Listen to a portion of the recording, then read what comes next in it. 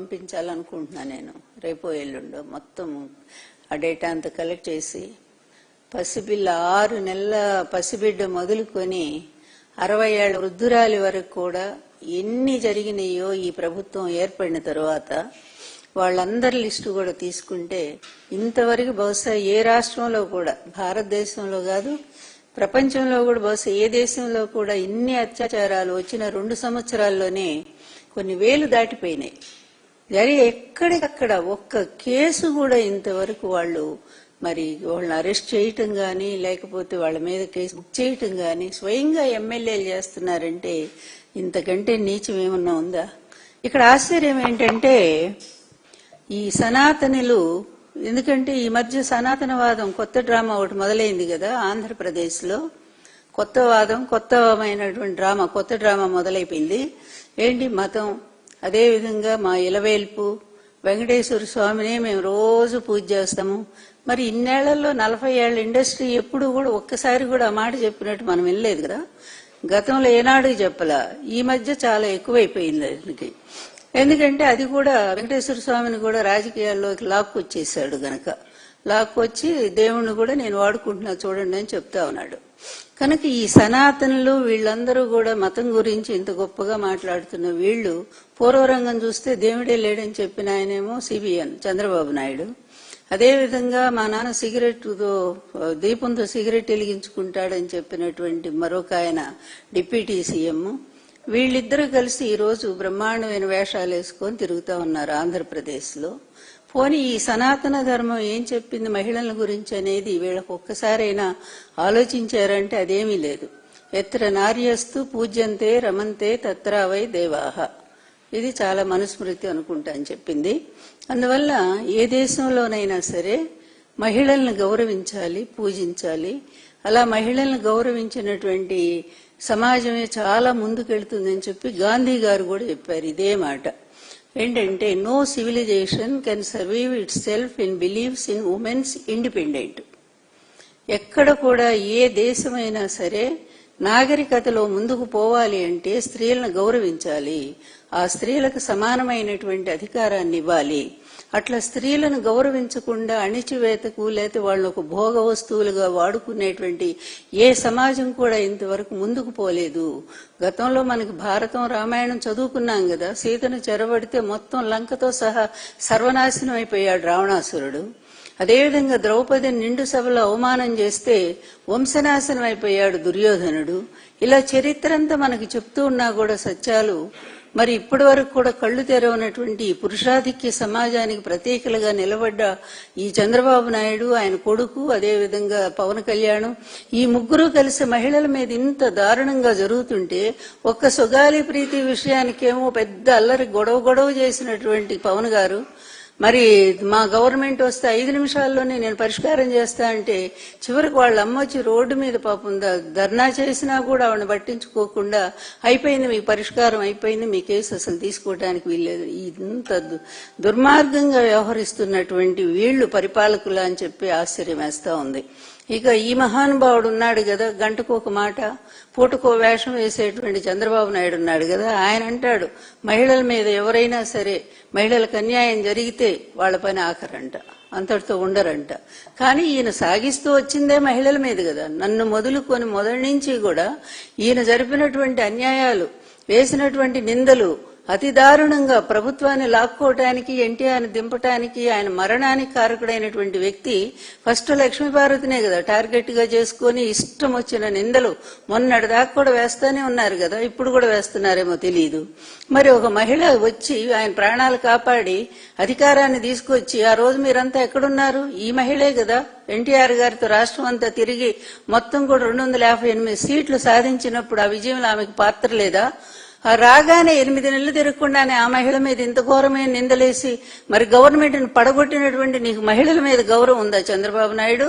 ఎంత నువ్వు మేకవన్నె పులివంటే పైకి మేకతోలు కప్పుకొని సూక్తులు సూత్రాలు అన్ని కూడా పైకి మాట్లాడుతూ ఉంటావు, శాంతి మంత్రాలు చెప్తూ ఉంటావు, వెనక చేసే అన్ని కూడా ఘోరమైనటువంటి కృత్యాలే. ఎంత కుసంస్కారి నువ్వు. నీ ప్రభుత్వం రాకముందు నుంచే, అంటే అనౌన్స్ అవ్వగానే నీ ప్రభుత్వం వస్తుంది అనగానే మొదలైపోయినాయి అమ్మాయిల మీద అత్యాచారాలు. ఎక్కడి నుంచి కర్నూలులో పసిపిల్లని ఇంతవరకు డెడ్ బాడీ కూడా దొరకనటువంటి పరిస్థితి, అక్కడి నుంచి ఎన్ని రకాలైనటువంటి పసిపిల్లల మీద, అదేవిధంగా స్వయంగా మీ పార్టీ ఎమ్మెల్యేలే ఈ విధంగా అత్యాచారాలు చేస్తుంటే ఏ ఒక్కడైనా సరే నువ్వు పార్టీ నుంచి సస్పెండ్ చేసావా? ఏ ఒక్కడైనా సరే తీసేసావా? ఇంతెందుకు, ఒక పవిత్రమైనటువంటి వెంకటేశ్వర స్వామి దేవాలయానికి నువ్వు చైర్మన్ గా పెట్టినటువంటి వ్యక్తి ఈ విధంగా ఇంత వయసులో, ఎందుకంటే వయసు మొన్ననే చెప్పుకున్నాం మనము, వయసు ఎంత పెరిగిందనేది కాదు, జ్ఞానం ఎంత ఉంది, సంస్కారం ఎంత ఉంది, ఏ విధంగా మంచి నడవడిక ఎంత ఉంది అనేటువంటిది తీసుకొని అటువంటి వ్యక్తుల్ని అట్లాంటి ప్రదేశంలో పెట్టాలా స్వామి. ఎందుకంటే ఇదంతా కూడా ఒక ఇన్స్పిరేషన్ కదా, భక్తులందరికీ కూడా ఒక మంచి వ్యక్తి అక్కడ ఉన్నారంటే అదొక గౌరవము, ఒక ఆరాధన కలుగుతుంది. అట్లాంటి ఒక వ్యక్తే ఈ విధంగా పాల్పడితే మళ్ళా నిస్సిగ్గుగా దాన్ని సమర్థించుకుంటుంటే ఏం తప్పేంటి మేం చేస్తే అనేటువంటి స్థాయిలో ఉంటే, మీ వ్యక్తిగత జీవితాల గురించి మాట్లాడట్లేదు మేమెప్పుడు.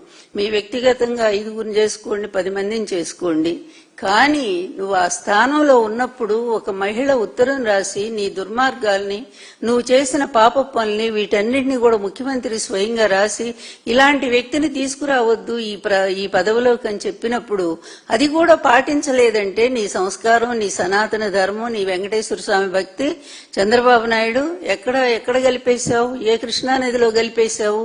అంటే ప్రతిదీ రాజకీయమేనా? అడుగడుగునా కూడా ఈ విధంగా దేవుడితో కూడా నువ్వు ఆటలాడుతూనే ఉంటావా? లడ్డు వ్యవహారం చూసాం, ఇప్పటిదాకా ఎన్ని నాటకాలు ఆడావో. తీరా సుప్రీంకోర్టు 2 సార్లు మొట్టికాయలు ముట్టినా సిగ్గులేదే నీకు? ఇంత కూడా సిగ్గు రాదు కూడా అసలు. ఎందుకంటే నువ్వు మనిషి అయితే కదా, ఇక పాలకుడు అని చెప్పుకోవటానికి నిజంగా మాకైతే ఆ మాట కూడా మేము అంగీకరించలేము. నిజమైన పరిపాలన, మహిళలకు నిజంగా న్యాయం జరిగిందంటే అదొక్కసారి ఆలోచించి చూడండి. జగన్ గారి ప్రభుత్వంలో నిజంగానే మహిళలకు ఆయన అందించినటువంటి ఆసరా గాని, చేయూత గాని, లేకపోతే ఇళ్ల పట్టాలు గాని, ఇంకా అన్ని ప్రతి పథకంలో కూడా మహిళలకు 60% ప్రతి దాంట్లో కూడా నామినేటెడ్ పోస్టుల్లో కూడా మహిళలకు స్థానం కల్పించి వాళ్ళ గౌరవాన్ని నిలబెట్టినటువంటి ఏకైక నాయకుడు ఎవరయ్యా? జగన్మోహన్ రెడ్డి గారు.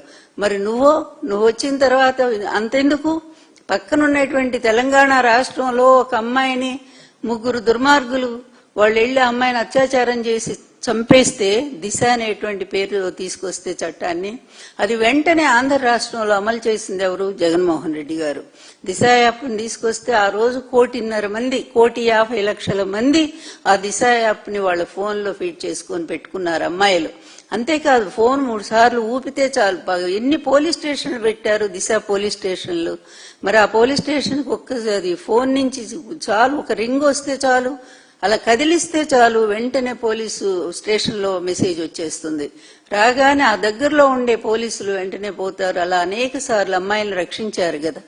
ఇలాంటివన్నీ నీకు ఎట్లా తెలుసు? అసలు నీకు అవి తెలియటం కాదు, నీ బుర్ర కూడా ఎక్కువ. ఎందుకంటే ఎంతసేపు ప్రతిదాన్ని కూడా నీ ఖాతాలో వేసుకోవటం నీకు అలవాటు కదా, చోరీ చేయటం నీ అలవాటు కదా, దొంగతనం అనేది నీకు అలవాటు కదా. జగన్ గారు చేసిన ప్రతి మంచి పని కూడా నువ్వు ఆ క్రెడిట్ అంతా నీ దాంట్లో నీ ఖాతాలో వేసుకోవటం. ఇప్పుడు నీ కొడుకు కూడా అట్లాగే తయారయ్యాడు. వాడు నేను చేశానని చెప్పుకుంటా ఉన్నాడు. ఇంతకంటే సిగ్గుమాలినటువంటి పాలకులు ఎక్కడైనా ఉన్నారా? దేశ చరిత్రలోని ఒక సిగ్గుమాలిన వాడివి. ఇంత నువ్వు చెప్పేడు, అసలు ప్రజలకి నీ పట్ల ఎటువంటి భావన ఉందో ఒక్కసారి చంద్రబాబు ఆలోచించావా నువ్వు? సారీ, ఒక్కసారన్నా నువ్వు ఆలోచించావా? ప్రజలు ఎంత అసహించుకుంటున్నారో, ఎంత ఏహిత నీ పట్ల కలిగి ఉన్నారో, నీ పరిపాలన పట్ల అనేది అవేమీ పట్టవు నీకు. ఎందుకంటే బెజవాడను ముంచేసిన దగ్గర నుంచి కూడా ప్రజలు ఎన్ని అవస్థలు పడుతున్నారో, రైతుల దగ్గర నుంచి మహిళల వరకు ఎన్ని రకాల ఇబ్బందులు పడుతున్నారో ఇవేవీ రావు. ఎంతసేపు ఉన్నా కూడా నువ్వు డబ్బు సంపాదించుకోవటం, అవినీతి మార్గంలో నువ్వు నీ కొడుకు, అదే విధంగా మిమ్మల్ని నమ్ముకున్నటువంటి పవన్ కళ్యాణ్కి ఈ విధంగా మీ ముగ్గురే లాభపడుతున్నారు తప్ప ఆంధ్ర రాష్ట్రంలో ఇంకెవరికైనా న్యాయం జరుగుతుందా? మీ పార్టీలో కొంతమంది వ్యక్తులు దోపిడీ, శుభ్రంగా భూ కబ్జాలు చేస్తా ఉన్నారు, ఇసుక దోపిడీ చేసేసారు, ఇంకా మైనింగ్ అన్ని ఎక్కడ ఏది ఆఖరి మట్టితో సహా తవ్వేసుకొని అమ్మేసుకుంటా ఉన్నారు. ఇంత అవినీతి ఎప్పుడు చరిత్రలో లేదు. గత జగన్ గారి ప్రభుత్వంలో ఎక్కడ కూడా మచ్చలేదు. ఏ ఒక్కటి కూడా మీరు నిరూపించలేకపోయారు. ఎన్ని అబద్ధాలు చెప్పినా సరే జగన్ గారు ఎంత పూర్తిగా అవినీతి రహితమైనటువంటి అద్భుతమైన పరిపాలన, డైరెక్ట్ సొమ్ము ప్రజలకే అందేటట్టు మరి ఆయన అందజేశారు కదా. అది నిజమైనటువంటి పరిపాలన. అదంతా పోయి ఇప్పుడు ఎట్లాంటి పరిపాలన? రాక్షస పరిపాలన, మహిళలకు వ్యతిరేకమైనటువంటి పరిపాలన. అమ్మాయిలు భయపడిపోతున్నారు. మొన్న ఒక తల్లి ఆక్రోశం నేను విన్నాను, టీవీలో మాట్లాడుతూ ఉంది. మా పిల్లల్ని ఇప్పుడు స్కూలు పంపాలన్నా, స్కూలు దశ నుంచే 12-13 ఏళ్ళు వచ్చిన పిల్లల్ని కూడా స్కూలు పంపాలంటే భయపడిపోతా ఉన్నారు తల్లిదండ్రులు. ఇక కాలేజీకి వెళ్లే పిల్లలు మళ్ళీ ఇంటికి వచ్చిన దాకా కూడా పాపం అంతగా తల్లిదండ్రులు ఎదురు చూస్తా ఉన్నారు. ఇలాంటి పరిస్థితి ఒకనాడు ఎట్లా ఉందయ్యా మహిళలకి? సొంత ఇంట్లో తల్లిదండ్రుల రక్షణలో ఏ విధంగా ఆడపిల్లలు హ్యాపీగా ఉన్నారో, అదే విధంగా సొంత అన్నదమ్ములు ఏ విధంగా వాళ్ళని కాపాడుకున్నారో ఆడపిల్లల్ని, జగన్ గారి ప్రభుత్వంలో కూడా ఆ విధంగా ఒక సొంత కుటుంబంలో ఉన్నట్టు హాయిగా తిరిగి వచ్చేవారు ఆడపిల్లలు. క్రైమ్ రేట్ ఎంత తగ్గింది? అత్యాచార ఘటనలు అసలు ఏవో పేరుకు 1-2 తప్ప ఎక్కడన్నా జరిగినాయా? చూడండి, కంపేర్ చేసి. మీరు ప్రభుత్వంలో అన్ని రికార్డులు ఉన్నాయి కదా, మీరే లెక్క చేయండి. కానీ మీ ప్రభుత్వంలో ఎన్ని జరిగినాయో ఒక్కసారి ధైర్యంగా బయట పెట్టగలరా? మీరు చేసినటువంటి పాపాలు ఎన్నంటే, ఇందులో మీ జనసేన, మీ పొత్తులో ఉన్న పార్టీ కూడా అందులో భాగస్వామి అయింది. ఇందులో కూడా భాగస్వామి అయింది. సంతోషం. ఎందుకంటే పాపానికైనా పుణ్యానికైనా ఏదైనా సరే చత్వారో సమభాగిన అంటారు. ఏదైనా పుణ్యాన్ని పంచుకోవటానికి కూడా నలుగురుంటారు, పాపాన్ని పంచుకునేది కూడా కర్త కారయిత చైవ ప్రేరకశ్చ అనుమోదకాః చత్వారో సమభాగినః పుణ్యాపుణ్యం. అందువల్ల పుణ్యం కానీ పాపం కానీ వాళ్ళు నలుగురు కూడా భాగం పంచుకుంటారు. అలాగే ఇక్కడుండే రాష్ట్ర బీజేపీ కూడా శుభ్రంగా మీరు చేసే పాపాల్లో భాగం పంచుకుంటుంది. ఒక్క రోజు కూడా నోరు విప్పి వాళ్ళు మాట్లాడరు. మీ ఎమ్మెల్యేలు అతి దారుణంగా ప్రవర్తిస్తుంటే ఆడపిల్లల మీద మరి ఎక్కడ ఒక్కసారన్నా మరి ఇదేం రాజ్యాంగం అయ్యా బాబు? మీ రెడ్ బుక్ రాజ్యాంగం అంటే మీ అపర మేధావి, నీ కొడుకు స్టాన్ఫర్డ్ మేధావితనమంతా కూడా ఈ రెడ్ బుక్ రాజ్యాంగంలో పొందుపరిచి అందులో అమ్మాయిల మీద అత్యాచారాలు చేయండి, వీలైతే చంపేసేయండి, అదేవిధంగా ప్రతిపక్షం వాళ్ళు నోరెత్తిన వాళ్ళందరినీ తీసుకెళ్లి జైళ్లలో పడేయండి, ఇదే సరైనటువంటి రాజ్యాంగం అని చెప్పి ఆయన రాసుకున్నటువంటి రాజ్యాంగాన్ని మీరంతా కూడా మెచ్చుకుంటున్నారేమో అనిపిస్తా ఉంది చూస్తే. అంతే ఉంది, దాన్ని ఆమోదించినట్టే ఉంది. అందుకనే పోలీసులందరినీ కూడా ఎందుకు పనికి మాలిన వాళ్ళలాగా చేసి పక్కన పడేశారు, వాళ్ళని ఇంటికి కాపలాదారులాగా మార్చి పడేశారు మీరు పోలీస్ వ్యవస్థను కూడా. ఈ విధంగా ఇక్కడ మనం తీసుకుంటే ఎన్ని అంటే, జనసేన రైల్వే కోడూరు ఇక అది చెప్పేదే లేదు. అది సీరియల్ గా నడుస్తూనే ఉంది ఆ శ్రీధర్ గురించి.